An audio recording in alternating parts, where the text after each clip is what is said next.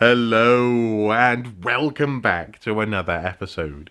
Today I fancy diving into Sonic Mania on the Nintendo Switch.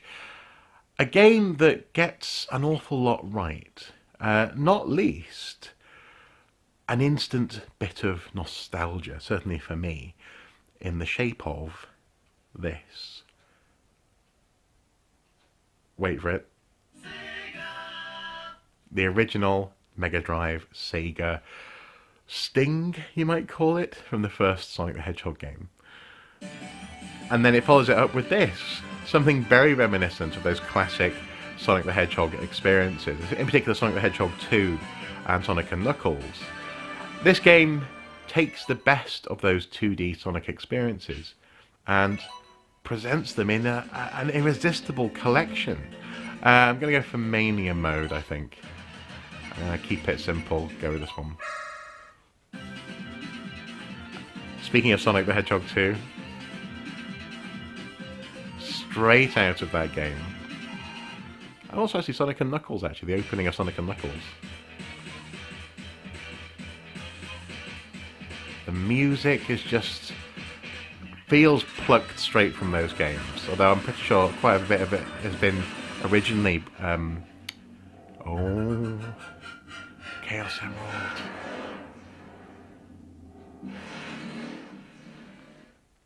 Originally composed for various levels in this game.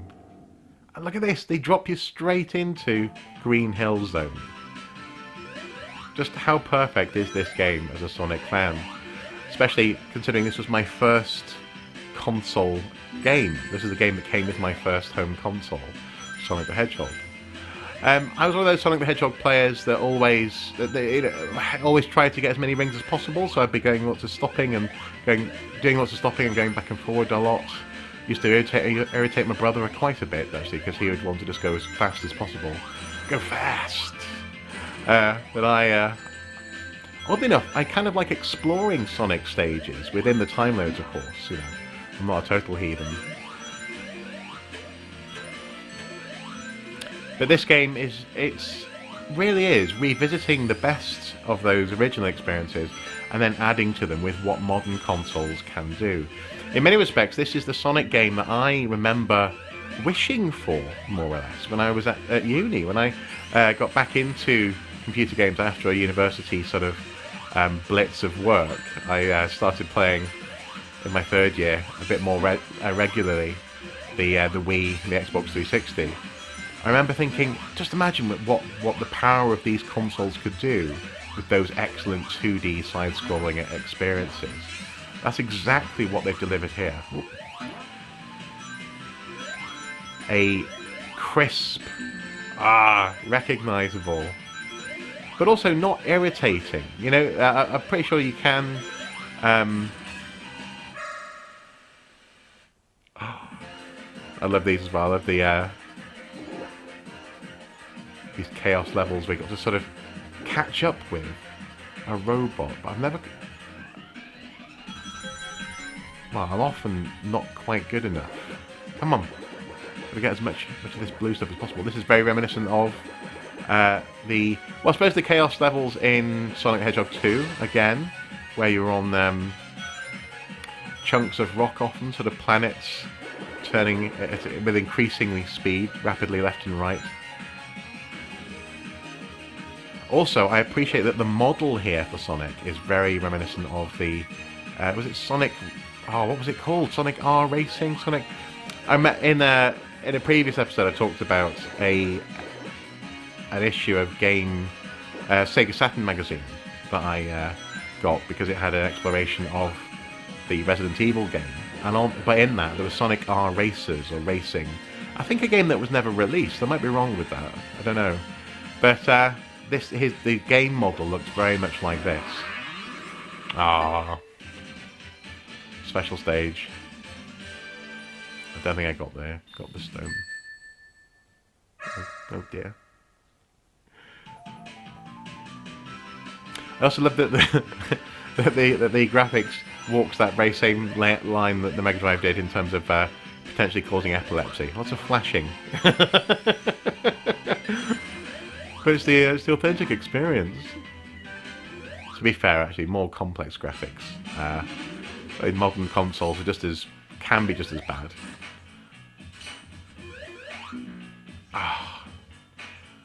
Now this is...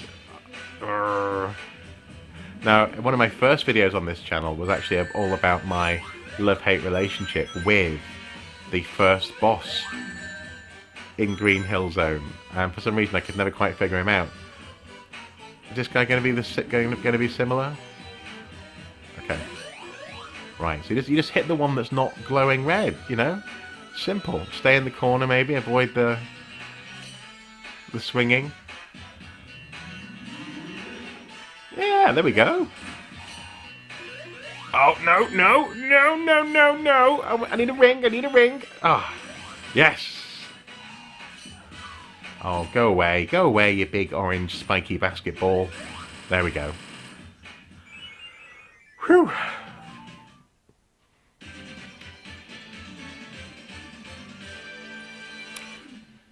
I am not excited for the Sonic the Hedgehog movie,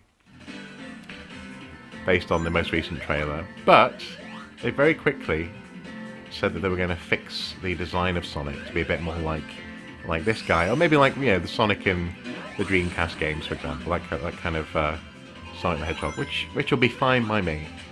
Speaking of very quickly moving on, though, look how the design has instantly developed. In the second section, we've got a remix of that classic first level sort of aesthetic, with a much more complex background, with the what do you call it, parallax scrolling, with the background moves at a different speed to the foreground.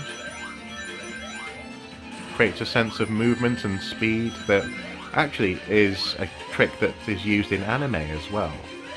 I also remember it being used to great effect on on some of the early Mega Drive titles, things like oh dear, oh wow, I set the wood on fire with my fire. Brilliant, just brilliant. Extra life. Go away, crab. I do love those crabs though. Again, very nostalgic. I also love the way that, see, a good Sonic level is designed so that sometimes you just don't know where you're going. All you know is that you've been flung by a spring into the great unknown, and the level itself kind of expects that and will accommodate that in your landing. There are various routes through these levels. And in that sense, actually, this really does feel like it's just an undiscovered portion of the Green Hill Zone. I love that. It's just like a lagoon or something in that same world. It's a great idea. A great way to build on what was good about those games. Now, much to my shame, I haven't played a lot of this game. You probably saw in the menu, because I've had lots of other things to do, and then things like Resident Evil 2 turned up, etc. But this was my birthday present last year. Oh. When I saw the beautiful special edition of this, which has the reversible cover, so the cover for the game actually looks like a latter-day Mega Drive game. If I remember, I'll put an image in the on screen for you. How can we? We can't do that. Oh right, okay. Okay, Robotnik. Speaking of which, actually, Robotnik, Eggman, you know, I've never really cared which one you call him. But Jim Carrey being chosen to portray Eggman or Robotnik in the movie, it's an interesting choice. It's thematic, I guess, in terms of, you know, it's very 90s. And it's kind of funny, I guess, seeing how belligerent he is towards the army officer in the trailer. But I just hope that he doesn't ruin what am I talking about? It looks as though the film isn't going to be great, but I hope that he doesn't become too silly. You know, do you know? So, for example, I used to love the Sonic cartoons, where Sonic was into chili dogs, and he would be sassy and win the day through. Oh, blimey! He's taking the Chaos Emerald with him. No. See though, look, a modern console using those retro graphics, doing what they can do now, mixing it up, sending us to another familiar level. Chemical zone, chemical plant zone. This music, man. Just the number of times I played the original of these levels on my Mega Drive, it's just not even funny. I mean, I must have put, I put hundreds of hours into Skyrim or something, for example, as an adult. But I must have put thousands of hours into Sonic the Hedgehog as a kid. Must have done. My brother and I were just constantly playing this game. But things like that, the ability to choose a direction in the pipes there, little developments of those Sonic formulas that mean that the gameplay is familiar, but the implementation is modern, is fresh. It's wonderful. I really actually enjoyed as well in recent years Sonic Generations. I can't remember if I've talked about that on this channel yet, but that was a really good exploration of the classic gameplay and the more modern 3D gameplay. The idea of having Sonic meet himself from his past or from the past was very interesting in its own right. But I think it makes sense here to have, in Sonic Mania, an aesthetic that is pure, for the purists, for those of us who really loved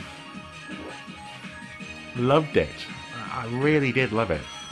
And as much as, in so many ways I am a Nintendo obsessive, especially with Zelda, and to a lesser extent, for example, Mario, it's the Sonic games that were my first love. Okay, come on! We can get there! Okay.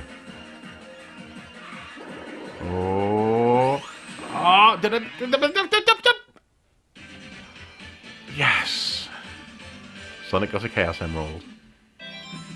Now, funnily enough, when I first played Sonic, it took both me and my brother quite a while to really understand the gameplay element of getting as many Chaos Emeralds as possible. Initially, you just sort of did your best in the bonus stages, in the special stages and special levels, and kind of moved on really to the next exciting platforming bit. That was really what we're after, because especially with the spinning slightly sickly, levels that were in the first game, you kind of wanted to move on. They didn't really engender, especially as a small kid, so I'm talking like when I was 6 years old, much fun, But as we got a bit older, especially as towards the end of primary school, going into high school, I really started to appreciate the completionist element of doing Sonic right. And I started to see the depth in the gameplay. I really started to appreciate that it wasn't just about going fast, it was about going fast and going with skill, Okay.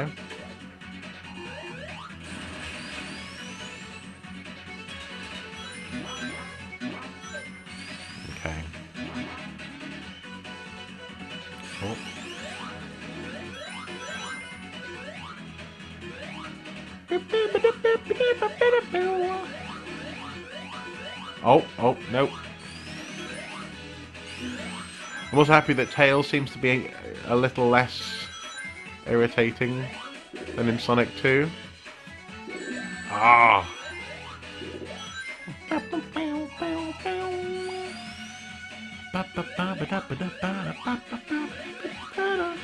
Oh no, oh no. Oh, come on.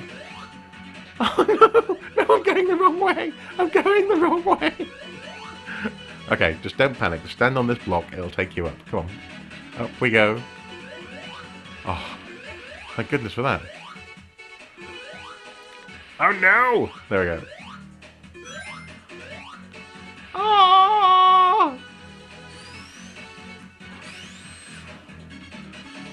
Well, we might get to see that classic Sonic drowning animation,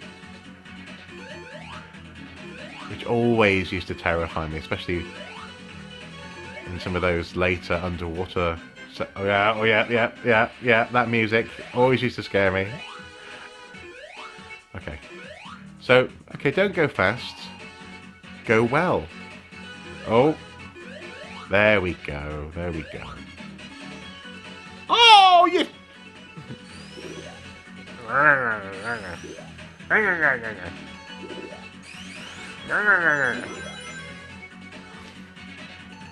Okay.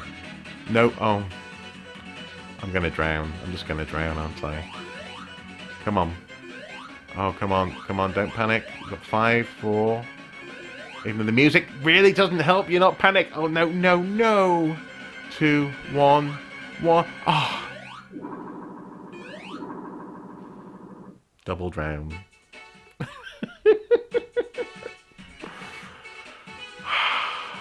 Okay, we're starting from the checkpoint. Right, on we go.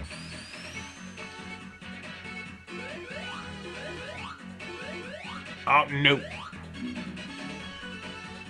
Honestly.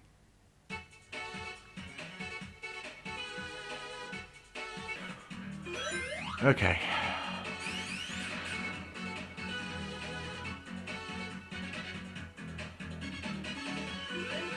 I really liked the way that in the later Sonics they built on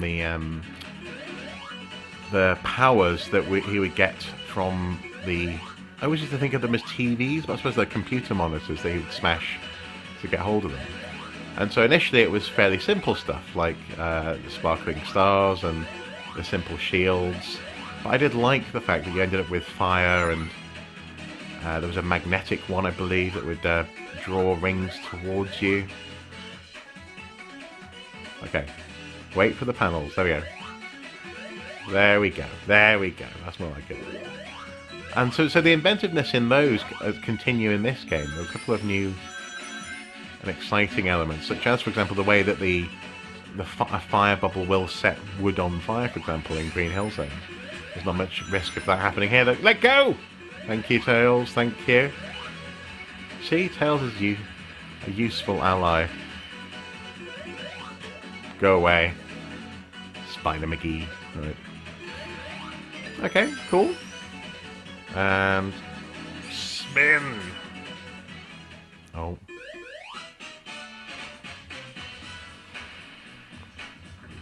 Oh, it's gonna shoot up blue stuff at me. Oh, no, he's not. Oh. Okay, need to avoid the blue. The toxic blue. That'd be a good name for a cocktail, wouldn't it? Toxic blue.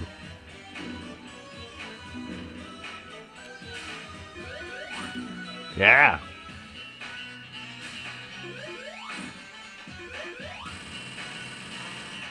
That's the way we do it.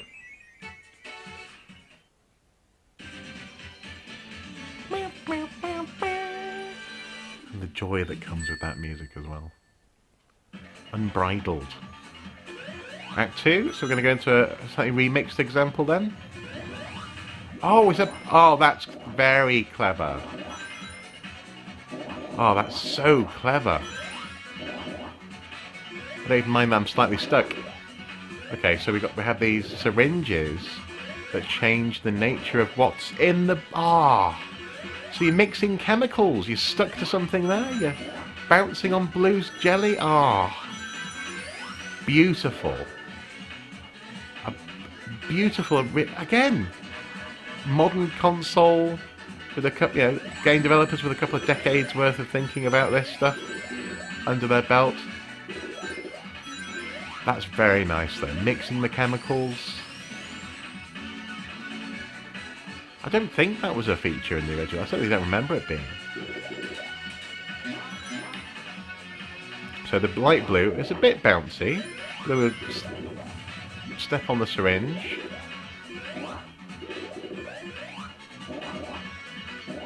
And it has an effect on that thing over there. Interesting, okay. Oh, which makes it a bit bouncy. Whereas the dark blue is dangerous. So if we stick to the purple...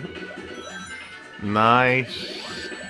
Oh no, I got an Eggman TV, so that damaged me. Up. Down. Left. Up, down, left, right, A starts. It's the level select code for Sonic 1. I'll never forget it. Some people know the Konami code off by heart. For me, it's the level select for Sonic the Hedgehog 1. Okay. A starts at the same time, incidentally. Up, down, left, right. A start. 2 fingers. Okay.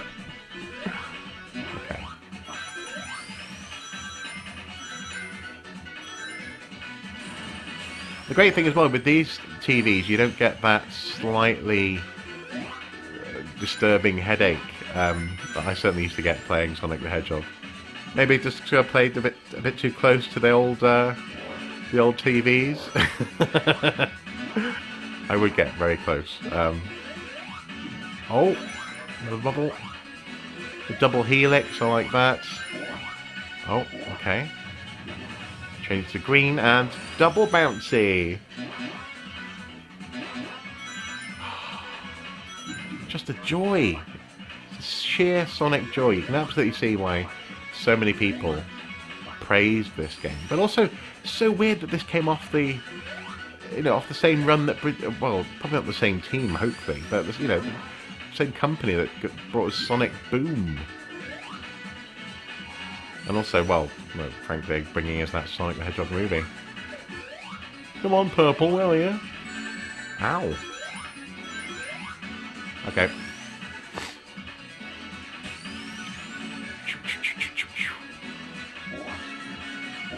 Oh no, the blue's poisonous. Can we... No, it's just going to hurt us.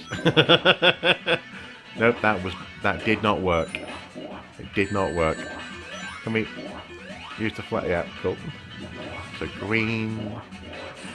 There we go.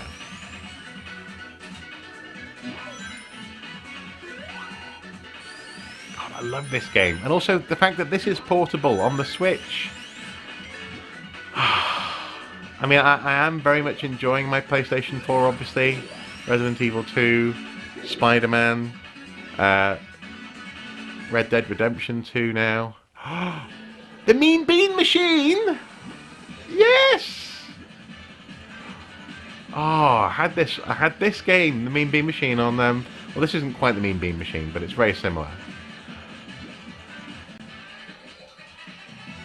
That was sort of pills in the Mean Bean Machine, but brilliant. Just brilliant. This game is a love letter to anyone who's ever enjoyed Sonic the Hedgehog. Oh no, that wasn't quite right. There we go. There we go. That's what we need. Oh no, Blix. So that was a slightly strange reference to Lethal Weapon 2 there. That wasn't me suddenly becoming South African. Oh, how do I get rid of the blacks? I wonder. How do I get rid of those blobs? I'm not sure. Oh, go away. Okay. Green. Oh. No. Oh, no.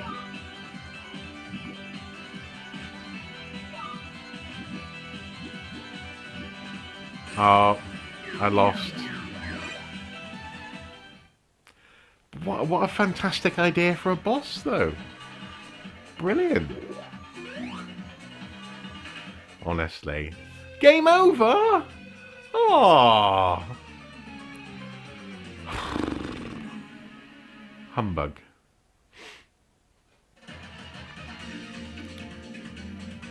Let's leave it there for today, I think. But that was fun. That was a lot of fun. And clearly I just need to go through this whole game, because that was very cool. Having a boss as a little reference to another Sonic game. I wonder how many more beautiful things there are in this game. Clearly there's going to be more to discover. But hopefully you've enjoyed this. As ever, until next time, guys, do take care. Bye bye.